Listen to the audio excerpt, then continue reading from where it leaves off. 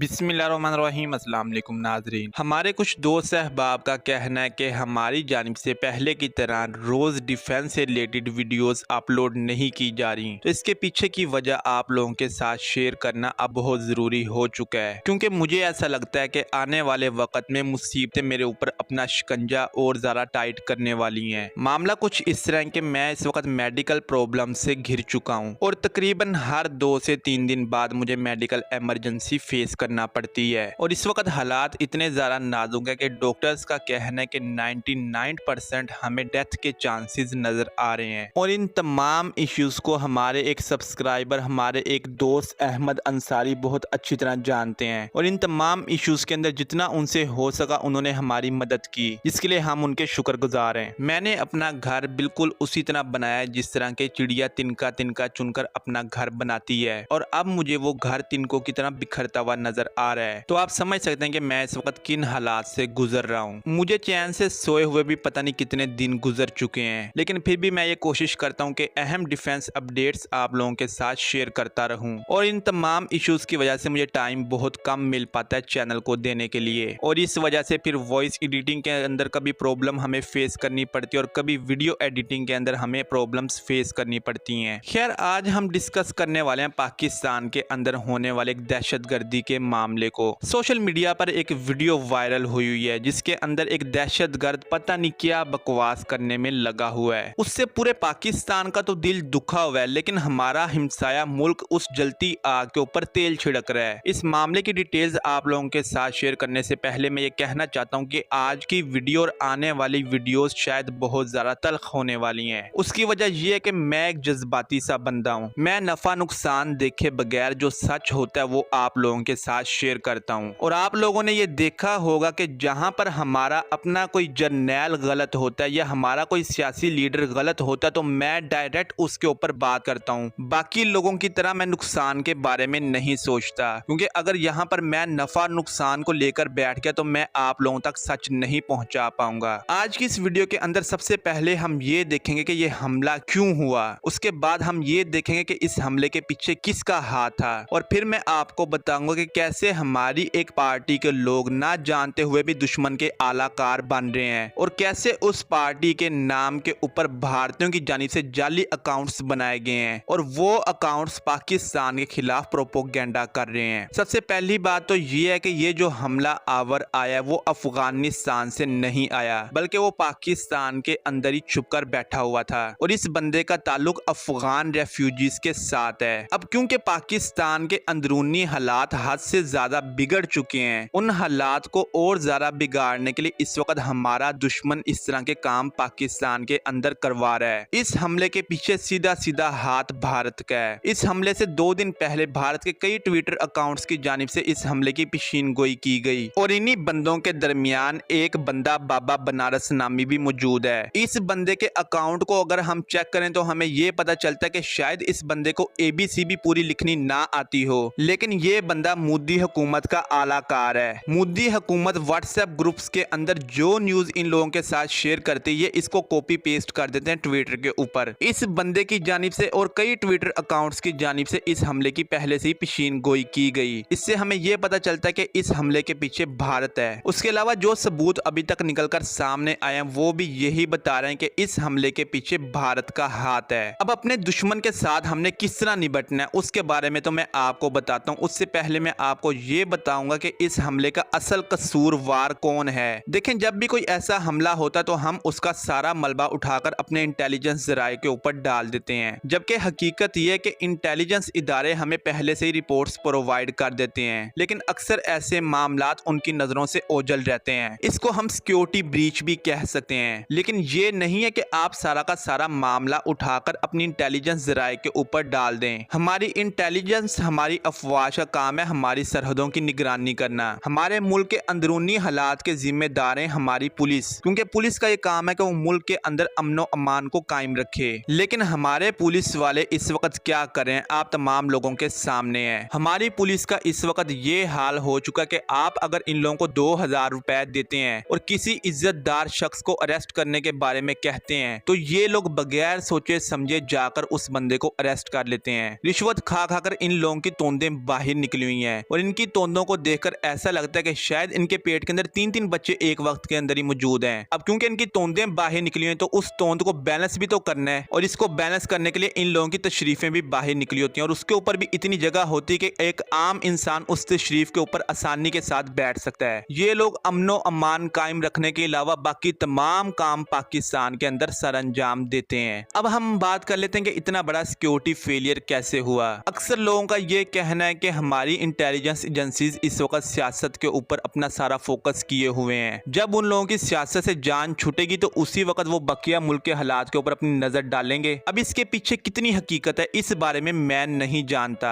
क्योंकि जब तक मैं किसी चीज को अपनी आंखों से ना देख लूं तब तक मैं उसके ऊपर बात नहीं करता। बिलाशुबा ये हमारा एक सिक्योरिटी फेलियर है, और आज से पहले भी हमारे साथ इस तरह हो चुका है। हमारे इंटेलिजेंस जराये को ये चाहिए कि अपनी सिक्योरिटी को और ज्यादा टाइट कर दें, और जहां तक हो सके इन मुल्क दुश्मनों को डायरेक्ट टारगेट बनाएं, क्योंकि हम चाहे इन लोगों से मुतल्लिक जितने मर्जी सबूत इकट्ठा क्यों ना कर लें, दुनिया को इन सबूतों से कुछ भी लेना देना नहीं है, और ये बात हम बहुत अच्छी तरह जानते हैं। अब पाकिस्तान इस हमले के बाद आगे क्या करने वाला है इस बारे में मैं आपको इंफॉर्मेशन फराहम करता हूं, लेकिन उससे पहले मैं एक सियासी पार्टी के लोगों के लिए एक अहम पैगाम देना चाहता हूं। हमारे यहाँ लोग डायरेक्ट सियासी पार्टी का नाम लेते हुए घबराते हैं, और ना ही अफवाज पाकिस्तान का नाम डायरेक्ट लेते हैं, और हमारा दुश्मन हमारी इन्हीं खामोशियों का फायदा उठा रहा है। पाकिस्तान तहरीक इंसाफ का ये कहना है कि अफवाज पाकिस्तान के अफसरान की जानिब से हमारी हुकूमत गिराई गई, और आज हमारे साथ जो कुछ भी हो रहा है उसके जिम्मेदार हमारे जर्नैल हैं। पाकिस्तान तहरीक इंसाफ के लोगों का ये कहना था कि जनरल बाजवा ने अपनी एक्सटेंशन के लिए सारा कुछ किया, और अब जनरल आसिम मुनीर उसी मामले को लेकर आगे चल रहे हैं। इससे पहले नून लीग वाले भी यही इल्जाम हमारे जर्नैलों के ऊपर लगाते थे, और उससे पहले पीपल्स पार्टी भी इसी किस्म के इल्जाम हमारे जर्नैलों के ऊपर लगाती थी, और हमारे तारीख के पन्नों के ऊपर भी यही स्याही मौजूद है। मैं नहीं जानता कि बाजवा किस किस्म का बंदा था, और मैं ये भी नहीं जानता कि आसिम मुनीर किस किस्म का बंदा है। ये दोनों गद्दार हैं या मुहिबे वतन है, इस बारे में मैं कुछ भी नहीं कह सकता। पाकिस्तान तहरीक इंसाफ के कायद ने आज तक कभी भी डायरेक्ट आर्मी को निशाना नहीं बनाया। इमरान खान के हर बयान को जब हम उठाकर देखते हैं तो हमें ये पता चलता है कि वो ये कह रहे हैं कि जब तक अफवाज पाकिस्तान मौजूद हैं तब तक हमारे मुल्क को कोई भी नुकसान नहीं पहुंचा सकता।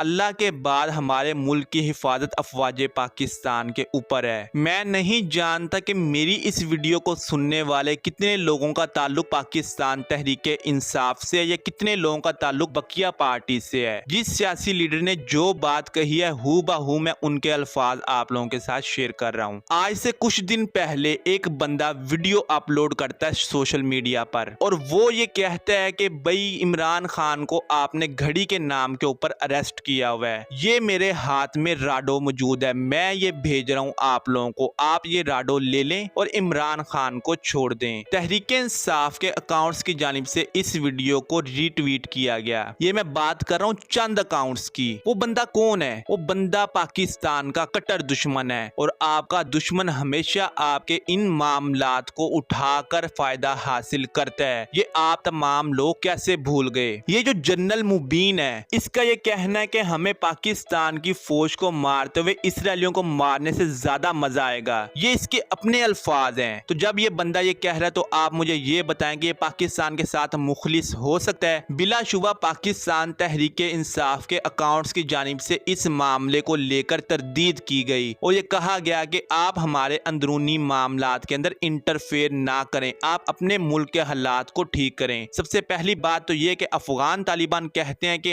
हम तो भाई सुन्नते नबवी के ऊपर चलते हैं। अफगानिस्तान की अवाम भूखी मर रही है लेकिन खबरें बाहर नहीं आ पा रही। तो इस बंदे के पास राडो कहां से आई? पहले तो ये बंदा इस बात का जवाब दे, और अगर इसके पास इतने ही ज्यादा पैसे मौजूद हैं तो ये अफगानियों के ऊपर खर्च करे। क्यों अफगानियों को यहाँ पर छोड़ रखा है आपने? जनरल मुबीन को मैं ये कहना चाहूंगा उसके इस मामले के ऊपर के भाई नून लीग के उठा के मैंने मारनी है ईंटें। आसिम मुनीर एक गंदा बंदा है, जहां पर नजर आएगा मैं उसको गोली मार दूंगा, और जरदारी वो बंदा है जो कि सिंध को बेचकर खा गया। मैं इमरान खान के साथ खड़ा हूं। ठीक हो गया यहाँ तक। अब मैं जानू, इमरान खान जाने, एस्टेब्लिशमेंट जाने, और हमारे इदारे जाने। आप होते कौन है हमारे इस मामले के अंदर टांग अड़ाने वाले? हमारे पास इतना पैसा इस वक्त मौजूद है कि अगर हम तमाम पाकिस्तानी मिलकर 2-2 हजार रुपए इकट्ठे करें तो पूरा अफगानिस्तान खरीद सकते हैं। जिसको देखो वो आकर पाकिस्तान को भिखारी कहता है, जिसको देखो वो मुंह उठाकर ये कहता है कि हमारे रिजर्व्स के अंदर इतने पैसे रह चुके हैं, जबकि वो ये नहीं देखता कि पाकिस्तानियों के अपने हालात क्या हैं, उनके पास कितना पैसा मौजूद है। तो भाई मैं जानूं, एस्टेब्लिशमेंट जाने, इमरान खान जाने, नून लीग जाने, नवाज शरीफ जाने या जरदारी जाने, आप जाएं अपनी हुकूमत संभालें और अपनी अवाम के लिए कोई ऐसा काम करें कि अवाम आपको याद रखे। मेरे ख्याल में आपके लिए इतना ही बेहतर है। अगर आप इससे ज्यादा आगे बढ़ेंगे तो फिर मैं आपके साथ उसी जबान में गुफ्तगू करूंगा जिस जबान में आप करते हैं। अब मैं पाकिस्तान तहरीक-ए-इंसाफ को यह कहना चाहूंगा कि आपके दरमियान जो गंदे अंडे इस वक्त मौजूद हैं, जिनके अकाउंट्स भारत से ऑपरेट होते हैं, बराए मेहरबानी आप उन अकाउंट्स को ढूंढें और उनको ब्लॉक करें, उनकी रिपोर्ट करें। और यही दरख्वास्त मेरी नून लीग, पीपल पार्टी, JUIF और जितनी भी बाकी पार्टीज मौजूद है उनसे भी है। ये मुल्क है तो सियासत है, ये मुल्क है तो जर्नैल हैं। हम अपनी लड़ाई आपस में लड़ें, लेकिन जब कोई बाहर वाला इसके अंदर इंटरफेयर करे तो उसकी टांग आप वहीं पर तोड़ दें, क्योंकि जब भी बाहर वाला ऐसे मामलात के अंदर टांग अड़ाता है तो लड़ाई और ज्यादा बढ़ती है। परसों जरदारी की हुकूमत थी, कल नवाज शरीफ की हुकूमत थी, आज इमरान खान की हुकूमत थी। आने वाले दिन में किसकी हुकूमत होगी इस बारे में हम कुछ भी नहीं कह सकते, लेकिन ये मुल्क होगा तो हुकूमत होगी। इसलिए तमाम पार्टियां आपस में जैसे मर्जी लड़ें, अपने जर्नैलों को उठा के जूते मारें, लेकिन बाहर वाले को इंटरफेयर ना करने दें, क्योंकि अगर बाहर वाला इंटरफेयर करेगा तो हमारे साथ वही होगा जो 1971 के अंदर हुआ। अब आ जाते हैं कि हम अगला स्टेप क्या लेने जा रहे हैं। ये जो दहशतगर्दी के वाकयात पाकिस्तान के अंदर हो रहे हैं, इनका हमने क्या करना है, इनको हमने कैसे रुकवाना है। पिछले दिनों पाकिस्तान की जानिब से कई एयर स्ट्राइक्स की गई अफगानिस्तान के अंदर। अब पाकिस्तान एक बार फिर एयर स्ट्राइक्स करेगा अफगानिस्तान के अंदर, और जो भारत के बगल बच्चे वहां पर छुपकर बैठे हुए हैं उनको उनके घरों के अंदर ही जलाकर खाक करेगा। भारत जो बलोचिस्तान को लेकर इतनी ज्यादा चीखें मारता है, कभी पख्तूनिस्तान बनाने की बात करता है, कभी पंजाब को अलहदा करता है, अपने गिरेवान के अंदर ये मुल्क नहीं झांकता। तमाम भारतीय इस वक्त बजरंग दल और इस तरह के जितने भी दल मौजूद हैं उनसे तंग आ चुके हैं। क्रिसमस इस वक्त आने वाली है और इन लोगों ने क्रिश्चियंस के चर्चों के ऊपर अटैक्स करना शुरू कर दिए हैं और इसकी वीडियोस ट्विटर के ऊपर चल रही हैं। मणिपुर के अंदर ये छोटे छोटे मासूम बच्चों को निशाना बना रहे हैं ज्यादती का, और ये भी मैं नहीं कह रहा, खुद हिंदू कम्युनिटी के लोग इस वीडियो को उठा उठाकर वायरल कर रहे हैं। मणिपुर के अंदर इन्होंने लाशों का अंबार लगा दिया, नागालैंड के लोगों को इन्होंने मारा। भारत के अंदर इतनी ज्यादा तहरीकें चल रही हैं कि जिनको हम उंगलियों के ऊपर गिन नहीं सकते, लेकिन ये लोग उसको दुनिया से छुपाते हैं। इन लोगों को अपना आप नजर नहीं आता और बात ये करना शुरू कर देते हैं पाकिस्तान के ऊपर। जब भी इनसे मुतल्लिक कोई इशू डिस्कस करो तो इनको GF-17 थंडर याद आना शुरू हो जाता है। मैंने भी अपनी थंबनेल के ऊपर GF-17 थंडर की पिक्चर शेयर की है। भाई GF-17 थंडर हमारा माल है, हमने चाइना के साथ मिलकर उसको बनाया है और हमारा वो फाइटर जेट इतना बेहतरीन है कि हमें उसके ऊपर पूरा यकीन है और हम ज्यादातर उसी लड़ाका हथियारों को अपने मामलात के अंदर इस्तेमाल करते हैं, चाहे वो फिर स्ट्राइक करनी हो या फिर कुछ और करना हो। लेकिन आपने जिस लड़ाका हथियारों को बनाया इस वक्त वो कहां पर है? आपने तो बहुत शौक के साथ उसको कश्मीर के अंदर तैनात किया था, अब आपने उठा के उसको श्रीलंका के साथ लगा दिया है। क्या वहां पर जाकर उसने रावण की सेना के साथ मुकाबला करना है? आप मुझे इस बारे में बताएं। दूसरों के ऊपर उंगली उठाने से पहले आप ये सोचा करें कि आप खुद क्या कर रहे हैं। आप अपने गिरेवान के अंदर क्यों नहीं झांकते? आपको पाकिस्तान की पॉलिटिक्स याद आती है, आपको अफगानिस्तान याद आता है, क्या आपको हिंदुस्तान याद आता है? इस वीडियो को मैं इन अल्फाज के साथ खत्म करना चाहूंगा कि आपका ताल्लुक चाहे जिस मर्जी पार्टी से है, आपने जर्नैलों के साथ लड़ना है तो लड़ें, आपने जुडिशरी के साथ लड़ना है तो लड़ें। आपको पुलिस वाले गलत नजर आते हैं तो आप उसके ऊपर आवाज उठाएं, लेकिन जहां पर आपका दुश्मन आपके दरमियान घुल मिलकर आपके ऊपर अटैक करे वहां पर आप सब लोग मिलकर उसके ऊपर अटैक करें। दुश्मन को कभी भी अपना फायदा ना उठाने दें। लास्ट में मैं फिर एक बार तहरीक-ए-इंसाफ के लोगों से अपील करूंगा कि आपके दरमियान जितने भी ऐसे गंदे अंडे मौजूद हैं उनकी आप निशानदेही करें, क्योंकि इमरान खान ने कभी भी अफवाज पाकिस्तान के खिलाफ कोई बयान नहीं दिया। नून लीग की जानिब से अगर किसी को निशाना बनाया गया तो वो है जर्नैल। पीपल पार्टी वालों का भी यही कहना होता है कि जर्नैल हमारे गंदे हैं। अब वो गंदे हैं या अच्छे हैं, जिसके साथ आपको दुश्मनी है आप उसको निशाना बनाएं। जो जवान सरहद के ऊपर खड़ा है उसका कोई कसूर नहीं है, वो अपनी रातों की नींद हराम करता है आप लोगों के लिए और उसका ताल्लुक आम अवाम के साथ है। जवान की शहादत के ऊपर जब आप बात करेंगे तो पूरे पाकिस्तान का खून खोलेगा और इस वक्त जितने भी भारतीय अकाउंट्स एक्टिव हैं वो तमाम के तमाम जवानों की शहादत का मजाक उड़ा रहे हैं, जबकि कोई भी पाकिस्तानी ऐसा नहीं करता, चाहे उसका ताल्लुक किसी भी पार्टी से क्यों ना हो। और इसका हम डेमो आज से पहले देख चुके हैं। जब ख्वाजा साद रफीक ने पाकिस्तान के खिलाफ बात की तो नून लीग की जानिब से कैसा उसका हाल किया गया, नून लीग के वर्कर्स ने आगे से उसको कैसे अलकाबाद से नवाजा, ये हम भूले नहीं है। तो जिसकी जिसके साथ दुश्मनी है वो अपनी दुश्मनी अच्छे से निभाए, लेकिन इस दुश्मनी के दरमियान ये मत भूले कि ये पाकिस्तान है तो हम हैं, हमारी इज्जत वकार इस पाकिस्तान के साथ है। खैर ये थी आज की वीडियो, मिलते हैं अगली वीडियो में, तब तक के लिए अल्लाह हाफिज।